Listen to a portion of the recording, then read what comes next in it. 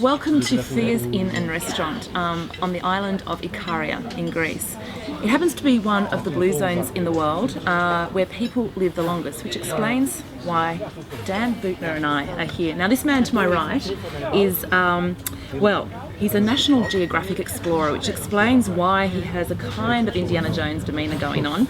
He's also author of the book, the New York Times bestseller book, The Blue Zones, and we met actually three years ago online, not in a dating sense, in a very professional sense.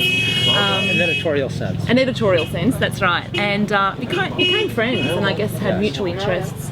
We've done a lot of mountain bike riding, not together, at separate times, but in similar parts of the world. I like to think of us as professional truants, but with a purpose.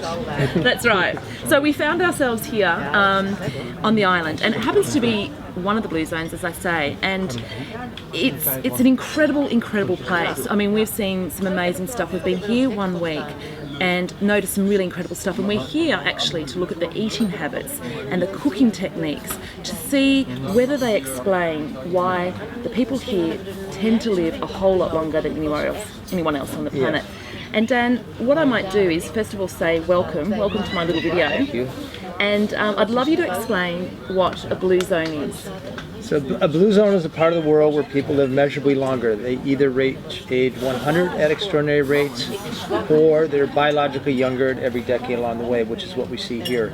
And the idea behind blue zones is if you can demographically confirm you have an area where people live a long time, if you can reverse engineer that longevity, in other words, use some scientific methodology to distill down the characteristics. And no matter if you're in Sardinia, Italy, or Okinawa, Japan, other blue zones, two other blue zones, or here in Ikaria, you're seeing the same things over and over again. Right, yeah, and so of course we're here looking at the food aspect of things, which obviously is very important. So, they eat mostly a plant-based diet. Does that mean they don't eat meat? No. In fact, almost every blue zone, they do eat a little bit of meat, probably about 5 times a month, and usually pork, ironically. Pork so often has a bad I'll come name. back to that in a moment actually, because that's really interesting. But yeah, so meat is part of their diet, but it's not like every day, and it's not huge wads of it. Yes, it's the sideshow. It's a celebratory food. They'll have it during a big festival, traditionally, or they'll have it at just a small marshmallow-sized chunk of meat. What you see a lot of are beans. Beans, and because this place has almost a constant growing season, you can grow food almost all year long. There's always fresh vegetables. And to your very good point, to your writing, not a lot of sugar. And it's another point that I'll get you to flesh out in a bit. But one of the other things I think that we've noticed, I mean, they eat a lot of vegetables. They also eat a healthy amount of dairy and sort of oils. Oils is a really big factor of their diet, isn't it? And almost everyone we speak to, they rave about their olive oil, don't they? Yeah. Well, there were times of famine on the island here where the only people who survived were those who had access to olive oil. So I think obviously olive oil is very good for you, and I think they kind of naturally know that. But they also use lard sometimes to cook with. Pork lard. Pork lard in moderation. Yeah. So a lot of things that we can typically think of as unhealthy, they eat. But the big typically think that unhealthy, as per the way we've been taught over the last 20 years, which is the whole anti-saturated fat thing, and which brings me to another thing that we've been told we're not meant to do, which is to drink quite large quantities of red wine. And we're not talking just sort of a glass here and there. We're talking quite healthy amounts, aren't we? We're talking, here they drink more red wine in this blue zone than any other blue zone. Typically you see maybe 2 to 3 glasses tops. Here you're seeing 4 to 5. But as Thea actually pointed out today, wine is not a beverage to get drunk. It's part of the culture. It's something you almost always eat with a meal, which increases absorption of nutrients. It's part of a social activity. It is part of a celebration. It's not something you come home from work and you pound 2 glasses of wine by yourself. So, and also, typically the people who are living to age 90, they weren't drinking the wine with sulfites in them. They were drinking a pure organic wine that doesn't have any of the poisons. And Dan, I mean, this is something that we've noticed, I think, over the week, that as soon as you ask some of these elderly people, and you don't even want to call them elderly, because they just don't have that kind of demeanour about them, but I call them longevity all-stars. That's right, exactly. We ask them, you know, what is it, what's the secret? The first thing they always say is, we have no preservatives, we have clean food, pure food, we grow all our stuff, it's all organic. They don't have a fashionable awareness of this notion of organic and nose-to-tail eating and close to the source, but it's the first thing that they say, isn't it? They're passionate about it. You know, you can't exactly measure that with science, but the fact that you hear it over and over again, there's something to it. Yeah. I think when it comes to the food, though, they're not worried.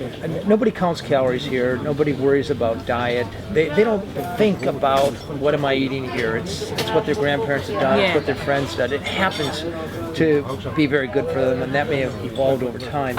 But I think a big point to remember is in Australia or America, the average person's eating about 2,500 calories a day.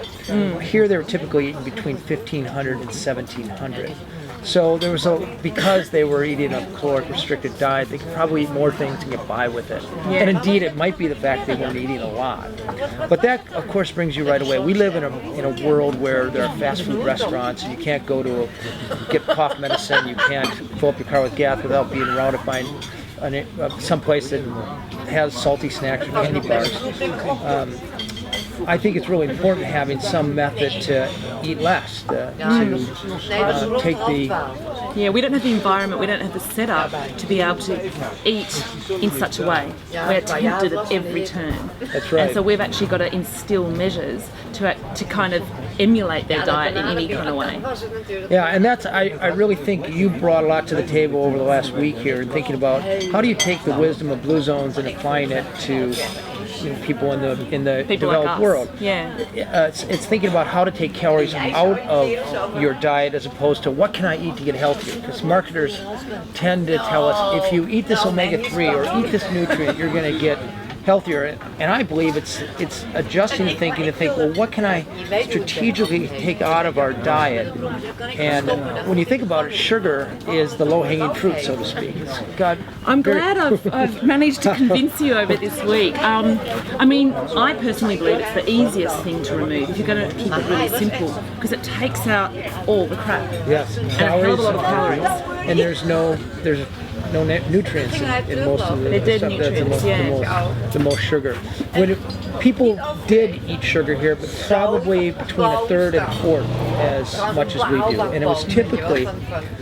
If you want to know, is that something that your studies showed, or it comes from dietary surveys. So I worked at the beginning of the week with this team that went up into the mountains, and they found almost everybody over age 70, and they asked them this involved survey: what have you been eating for most of your life?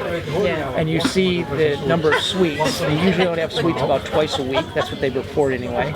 And traditionally, until about 1950 or 60, it was honey. And then white sugar appeared here, but it's still a treat. It's not something you grab 6 times a day. We don't see it a lot. I mean, on this trip, we have not seen it that often. Honey features heavily. But the one thing that we were able to distill, I think, a couple of days ago, was that yes, they might be eating a bit of added sugar that they're actually adding in their coffees, on their yogurt in the morning, in their sweets, their homemade sweets. But the big difference is I think I have yet to see any hidden sugar. There is no hidden sugar in the diets that we've been seeing over this past week. There's no pasta sauces, there's no low-fat yogurts, no juice. Fresh fruit only. So it's all very, very obvious sugar. So when you say that they're eating, what is it, a quarter of a third, somewhere in between. That's, I think, added sugar. It's not the hidden sugars. That's and that's the problem, I think, in the Western diet. You won't find anybody over 80 on this island who drinks soda pop. They don't like it even. This actually doesn't come from me. It comes from this Ikaria study that actually asked people.